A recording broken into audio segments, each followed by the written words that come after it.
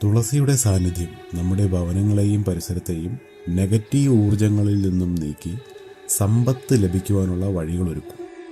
ദിവസവും വൈകുന്നേരങ്ങളിൽ ദീപം തെളിയിക്കുന്നത് സമൃദ്ധിയെയും സമാധാനത്തെയും ആകർഷിക്കുന്നു. ദീപം ദൈവത്തിൻ്റെ കിരണങ്ങൾ നിറയ്ക്കുമെന്നാണ് വിശ്വാസം. ഇത് സാമ്പത്തിക സുഖം നൽകും. ഭവനങ്ങളുടെ ശരിയായ ദിശയിലുള്ള നിർമ്മാണം സമ്പത്ത് കൂടുതലായി ആകർഷിക്കപ്പെടുമെന്ന് വാസ്തുശാസ്ത്രം പറയുന്നു.